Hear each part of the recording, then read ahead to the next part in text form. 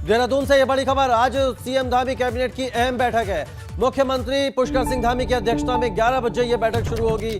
सचिवालय में कैबिनेट बैठक का आयोजन होगा और इस बैठक में शिक्षा, स्वास्थ्य से जुड़े फैसलों पर मोहर लग सकती है। इसके अलावा महिला बाल विकास विभाग के फैसलों पर भी मोहर लग सकती है। साथ ही गृह विभाग से जुड़े प्रस्ताव भी कैबिनेट की बैठक में पास हो सकते हैं। पर्यटन विभाग की नियमावली में भी संशोधन हो सकता है। तो क्या कुछ बड़े फैसले लिए जा सकते हैं वो भी आपको बता रहे हैं। कुछ दूसरे विभागों की नियमावली में भी संशोधन हो सकता है। तो आज धामी कैबिनेट की अहम बैठक है। सुबह 11 बजे सचिवालय में मुख्यमंत्री पुष्कर सिंह धामी की अध्यक्षता में यह बैठक होगी और इस बैठक में तमाम बड़े फैसले लिए जा सकते हैं। कुछ विभागों की नियमावली में संशोधन हो सकता है। विनोद हमारे संवाददाता ज्यादा जानकारी के साथ जुड़ गए। विनोद, आज धामी कैबिनेट की बैठक है सचिवालय में सुबह 11 बजे। क्या कुछ इस बैठक में रहने वाला है? कौन से अहम प्रस्ताव हैं जिन पर मोहर लग सकती है? बिल्कुल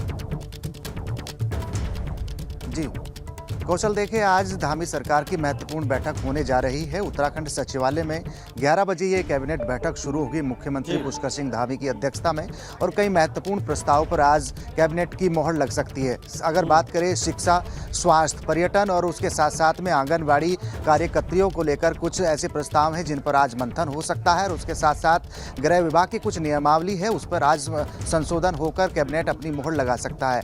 लिहाजा 11 बजे मुख्यमंत्री पुष्कर सिंह धामी की अध्यक्षता में ये कैबिनेट बैठक सचिवालय में शुरू होगी और उसके बाद ठीक आखिरकार कौन कौन से प्रस्ताव और कौन कौन से निर्णय पर कैबिनेट की मोहर लगती है उसकी जानकारी शासकीय प्रवक्ता सुबोध उनियाल देंगे। लेकिन महत्वपूर्ण कार्य ये कैबिनेट बैठक है, कई महत्वपूर्ण प्रस्ताव और कई फैसलों पर आज कैबिनेट में मंथन होकर निर्णय लिया जा सकता है। कौशल, बिल्कुल, आप बने रहिएगा विनोद, आगे भी आपसे अपडेट लेंगे। फिलहाल इस जानकारी के लिए बहुत शुक्रिया। तो आज धामी कैबिनेट की अहम बैठक है। सुबह 11 बजे सचिवालय में यह बैठक होगी और इसी बीच एक बड़ी खबर आपको और बता दें। विधानसभा चुनाव के लिए एक्शन में है भाजपा और आज लगेगी भाजपा मीडिया कार्यशाला। सुबह 11 बजे भाजपा की मीडिया कार्यशाला लगेगी। सर्वे चौक ऑडिटोरियम देहरादून में इस वर्कशॉप का आयोजन होगा। तो बड़ी खबर, विधानसभा चुनाव को लेकर एक्शन में है बीजेपी।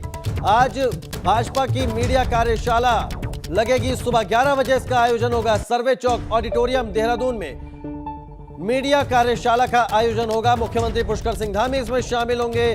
प्रदेश अध्यक्ष, भाजपा प्रदेश अध्यक्ष मदन कौशिक इसमें शामिल होंगे।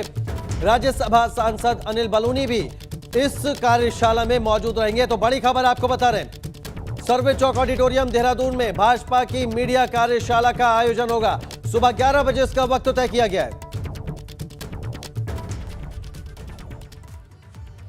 चलिए एक बड़ी खबर और बता दें इसी से जुड़ी हुई। आज उत्तराखंड के दौरे पर राज्यसभा सांसद अनिल बलूनी भाजपा की मीडिया कार्यशाला में वो शिरकत करेंगे। मुख्यमंत्री पुष्कर सिंह धामी, प्रदेश अध्यक्ष मदन कौशिक इसमें शामिल होंगे। प्रदेश महामंत्री संगठन अजय कुमार भी मीडिया कार्यशाला में मौजूद रहेंगे। भाजपा के राष्ट्रीय प्रवक्ता सरदार आरपी सिंह भी इस कार्यशाला में मौजूद रहेंगे। मीडिया की सहभागिता और यूटिलाइजेशन के लिए यह कार्यशाला रखी गई है जिसका सुबह 11 बजे आयोजन होना है। बड़ी खबर आपको देहरादून से बता रहे हैं, आज भाजपा की मीडिया कार्यशाला का आयोजन होगा। सुबह 11 बजे इसका आयोजन होगा और विनोद हमारे संवाददाता देहरादून से हमारे साथ जुड़ गए। विनोद का रुख कर लेते हैं। विनोद, आज भाजपा की मीडिया कार्यशाला का आयोजन होना है, आप कार्यक्रम स्थल पर हैं, किस तरह की तैयारियां हैं और कौन कौन शामिल होगा इसमें? बिल्कुल कौशल, देखिए विधानसभा चुनाव से पहले ठीक आज एक बड़ी कार्यशाला यहाँ पर होने जा रही है जिसमें बतौर उत्तराखंड के राज्यसभा सांसद और राष्ट्रीय मीडिया प्रमुख अनिल बलूनी हिस्सा लेंगे और उसके साथ साथ मुख्यमंत्री पुष्कर सिंह धामी और प्रदेश अध्यक्ष मदन कौशिक इस कार्यशाला में शामिल होंगे और पार्टी के वरिष्ठ पदाधिकारी इस कार्यशाला में शामिल होने जा रहे हैं। 2022 से पहले एक मीडिया कार्यशाला का आयोजन रखा गया है जिसमें प्रदेश प्रभारी मीडिया प्रदेश प्रभारी, सह प्रभारी और तमाम जनपदों के जो मीडिया प्रभारी हैं वो इसमें हिस्सा लेंगे। और जैसा आगामी विधानसभा चुनाव नज़दीक है उससे ठीक पहले कैंपेनिंग किस तरीके की सोशल मीडिया पर हो और किस तरह से प्रत्याशियों को लेकर सोशल मीडिया पर एक्टिविटी हो और मीडिया का आखिरकार जो सहभागिता है उसका उत्तरदायित्व है और उसके साथ साथ में यूटिलाइजेशन मीडिया का किस तरीके की हो, तमाम उसको लेकर आज ये एक कार्यशाला का आयोजन किया गया है। और राष्ट्रीय मीडिया प्रमुख अनिल बलूनी उन तमाम मीडिया प्रभारियों को, सह प्रभारियों को, जो जनपद के मीडिया प्रभारी है उनको टिप्स देंगे आखिरकार किस तरीके से सोशल मीडिया पर एक्टिव रहना है, कैंपेन को आगे बढ़ाना है और हर प्रत्याशी को लेकर तमाम तैयारी रखनी है। ये टिप्स आज दिए जाएंगे और मैं तैयारी आपको दिखाऊं इस कार्यशाला की। सबसे पहले हम तैयारी दिखाते हैं। अभी थोड़ी देर बाद में यानी 11 बजे के करीब ये कार्यशाला शुरू होगी और मीडिया कार्यशाला का नाम इसमें रखा गया है। और हम कुछ अधिक जानकारी के लिए बात करेंगे, प्रदेश मीडिया प्रभारी मनवीर चौहान जी हैं। चौहान जी, किस तरीके की तैयारी है इस कार्यशाला को लेकर और कौन कौन से टिप्स आज राष्ट्रीय मीडिया प्रमुख अनिल बलूनी जी देने जा रहे हैं? 2022 चुनाव को लेकर के हमारी भारतीय जनता पार्टी के ये प्रदेश स्तरीय 1 दिवसीय मीडिया कार्यशाला का ये शुभारंभ होने जा रहा है, जिसका आज हमारे इस कार्यशाला में राष्ट्रीय स्तर से हमारे राष्ट्रीय मीडिया प्रमुख माननीय अनिल बलूनी जी और राष्ट्रीय प्रवक्ता माननीय हमारे चुनाव के सह प्रभारी भी हैं आरपी सिंह जी, हमारे राष्ट्रीय प्रवक्ता माननीय भाटिया जी, गौरव भाटिया जी और नुपुर शर्मा जी यहाँ पर आने वाले हैं। और इस कार्यक्रम का शुभारंभ हमारे प्रदेश के एसओसी मुख्यमंत्री माननीय पुष्कर सिंह धामी जी और हमारे प्रदेश के एसओसी अध्यक्ष माननीय श्री मदन कौशिक जी के और माननीय प्रदेश महामंत्री संगठन अजय जी के द्वारा इसका शुभारंभ किया जाएगा। और द्वितीय सत्र में हमारे राष्ट्रीय मीडिया प्रमुख, हमारे सभी जितने डेलीगेट्स यहाँ पर आए, हमारे मकसद इस कार्यशाला का क्या रखा गया है? मकसद हमारे अपने मीडिया तंत्र को मजबूत करने के लिए और हमारे प्रदेश और केंद्र सरकार की योजनाओं को जन जन तक पहुंचाने के लिए किस प्रकार से मीडिया की भूमिका, हमारे मीडिया के जो पदाधिकारी बनाए गए हैं पूरे प्रदेश के अंदर, उनकी क्या भूमिका जो है उसमें जन जन तक पहुंचाने के लिए होती है, उसके लिए हम हमारे राष्ट्रीय मीडिया प्रमुख और अन्य लोग इसमें टिप्स देंगे। ये नज़दीक है चुनाव, तो ऐसे में कितना इम्पोर्टेंट हो जाता है इस कार्यशाला को आयोजन, और ऐसे में मीडिया की, सोशल मीडिया की सबसे जो एक्टिविटी होती है वो बहुत ही महत्वपूर्ण होती है। निश्चित रूप से लोकतंत्र का चौथा स्तंभ कहा गया है मीडिया को, और आज मीडिया और सोशल मीडिया जिस तरह से चुनाव के मैदान में एक लड़ाई होती है, उसी तरह से सोशल मीडिया की और मीडिया की बड़ी भूमिका उसमें होती है। और इसलिए हमारा भारतीय जनता पार्टी का वैसे भी मीडिया और सोशल मीडिया का तंत्र बहुत मजबूत है और हमारा कार्यकर्ता पूरी तरह से देश की सेवा के लिए और राष्ट्रवाद से जो ओतप्रोत जो भावनाएं होती है उसी को लेकर के जनता में अपना संदेश देती हैं। और हमारे जन तक पहुंचाने की जो हमारी केंद्र की सरकार की जो हमारे प्रधानमंत्री जी ने जो योजनाएं लोगों के लिए बनाई हैं और हमारे प्रदेश सरकार ने जो कार्य किए हैं उनको लोगों तक पहुंचाने के लिए, इस कार्य के लिए हमारी मीडिया तंत्र और सोशल मीडिया के लोग कार्य करेंगे। इसी के लिए हमारे मीडिया प्रभारी जी आदरणीय अनिल बलूनी जी हमको टिप्स देंगे। बिल्कुल विनोद, काफी अहम कार्यशाला है। जी जी जी विनोद, बात पूरी कीजिए। केंद्र सरकार की योजनाओं की बात हो, उनके तमाम जी निश्चित तौर पर चाहे प्रदेश की योजना हो या केंद्र की योजनाएं हो, और ऐसे में विधानसभा इलेक्शन नज़दीक है स्टेट में, ऐसे में मीडिया का कार्य जितना भी जो भी मीडिया की सहभागिता होती है उसके कार्यों को लेकर और भागीदारी को लेकर आज ये कार्यशाला का आयोजन रखा गया है। और सभी मीडिया प्रभारियों को, सह प्रभारियों को आज अनिल बलूनी जो खुद बिल्कुल काफी अहम ये कार्यशाला हो जाती है विनोद, जब नजदीक में चुनाव हो, 5 महीने से कम वक्त बचा है। आप नजर बनाए रखिएगा विनोद, आगे भी आपसे अपडेट लेते रहेंगे। फिलहाल इस जानकारी के लिए और ये तस्वीरें हमसे साझा करने के लिए बहुत शुक्रिया। आगे बढ़ते हैं, एक और बड़ी खबर देहरादून से आ रही है। अब कांग्रेस पदयात्रा निकालेगी। परिवर्तन यात्रा के बाद अब कांग्रेस पदयात्रा निकालेगी और बूथ स्तर पर निकाली जाएगी ये पदयात्रा। बड़ी खबर अपने दर्शकों को बता रहे हैं, मेरा बूथ सबसे मजबूत, इस यात्रा का नाम दिया गया है। परिवर्तन यात्रा के तीसरे चरण खत्म होने के बाद ये पदयात्रा कांग्रेस की शुरू होगी और मेरा बूथ सबसे मजबूत, इस पदयात्रा को नाम दिया गया है। अब बूथ लेवल तक जाएगी कांग्रेस। परिवर्तन यात्रा निकाली जा रही थी, परिवर्तन यात्रा के तीसरे चरण के बाद पदयात्रा निकालेगी कांग्रेस। बूथ स्तर तक जाएगी कांग्रेस पदयात्रा के जरिए। परिवर्तन यात्रा के तीसरे चरण के बाद पदयात्रा की शुरुआत होगी। ये बड़ी खबर आपको बता रहे हैं। चलिए एक और बड़ी खबर बता दें, दिल्ली में राष्ट्रपति रामनाथ कोविंद से उत्तराखंड के राज्यपाल लेफ्टिनेंट जनरल गुरमीत सिंह ने मुलाकात की। राष्ट्रपति भवन में राष्ट्रपति रामनाथ कोविंद से उन्होंने शिष्टाचार भेंट की और इस दौरान राज्य के विकास और पूर्व सैनिकों से जुड़े मुद्दे पर राज्यपाल गुरमीत सिंह ने बातचीत की। राज्यपाल बनने पर यह पहली बार ऐसा मौका था जब गुरमीत सिंह राष्ट्रपति रामनाथ कोविंद से मुलाकात करने के लिए पहुंचे। तो तस्वीरें भी हम आपको दिखा रहे हैं। राज्यपाल बनने के बाद पहली बार राष्ट्रपति रामनाथ कोविंद से उत्तराखंड के राज्यपाल गुरमीत सिंह ने मुलाकात की।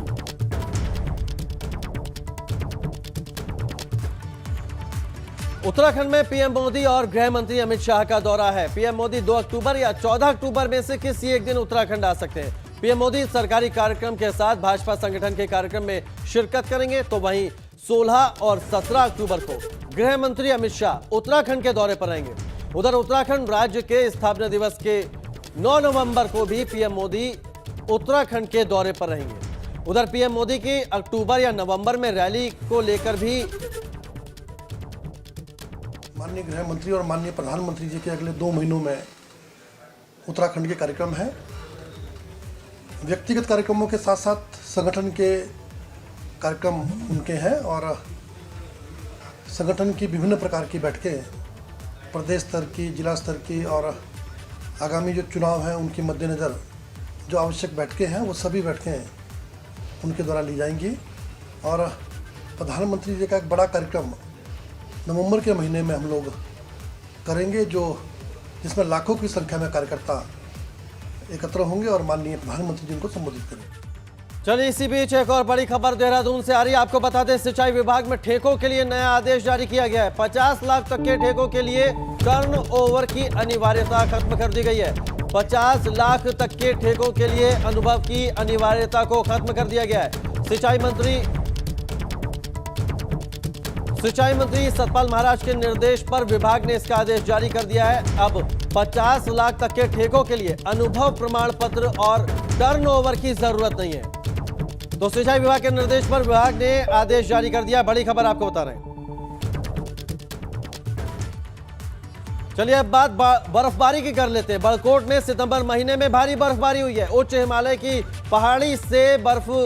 पहाड़ी बर्फ से लबालब हो गई है। 2 दिनों से लगातार बारिश होने की वजह से तापमान गिर गया है। बर्फबारी के बाद अब ठंड और भी ज्यादा बढ़ गई है। तो ये तस्वीरें देखिए, बड़कोट की ये तस्वीरें हैं जो पहाड़ बर्फबारी से पूरा ढक गए हैं। उच्च हिमालय पहाड़ी जो इलाका है वहां पर बर्फबारी हुई है और बर्फबारी की वजह से ये पहाड़ बर्फ से पूरी तरह ढक गए हैं और लगातार बारिश भी जारी है, जिसकी वजह से तापमान में काफी गिरावट आ गई है। तो एक्सक्लूसिव तस्वीरें आपको दिखा रहे हैं बड़कोट से। भारी बर्फबारी के बाद तापमान में गिरावट आई है। लगातार पिछले 2 दिनों से बारिश भी जारी है और पहाड़ की चोटियां किस तरह से बर्फ से ढक गई हैं वो तस्वीरें भी हम आपको दिखा रहे हैं। एक्सक्लूसिव तस्वीरें।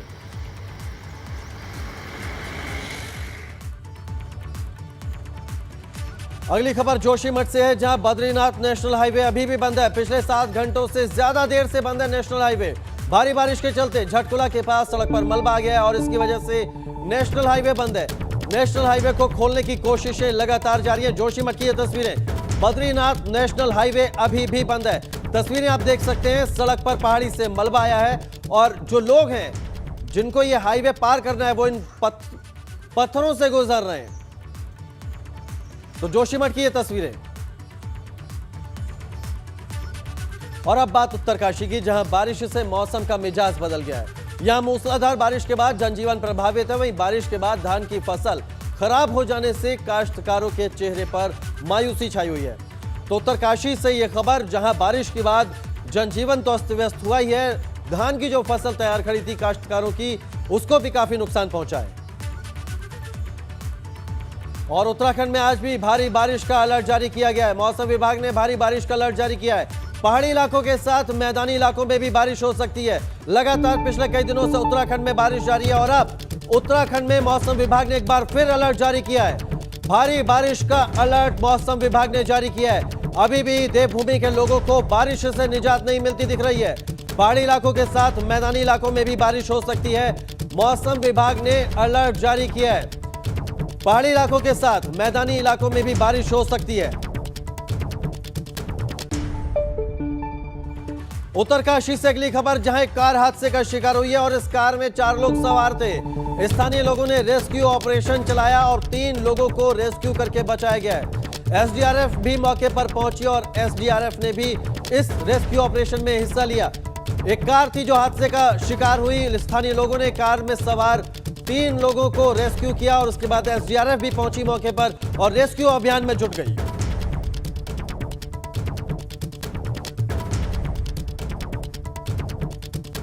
चारधाम यात्रा शुरू होते ही चारधाम में चहल पहल नजर आने लगी है, मगर फिलहाल चारधाम में सीमित संख्या में ही तीर्थयात्रियों को आने की परमिशन है, जिस वजह से यात्री परेशान भी नजर आ रहे हैं। जिस तादाद में यात्री धाम पहुंच रहे हैं उस हिसाब से रोजाना एंट्री मिलने वाले यात्रियों की संख्या काफी कम है। चारधाम यात्रा के लिए देवस्थानम बोर्ड की वेबसाइट पर फिलहाल 15 अक्टूबर तक रजिस्ट्रेशन होंगे।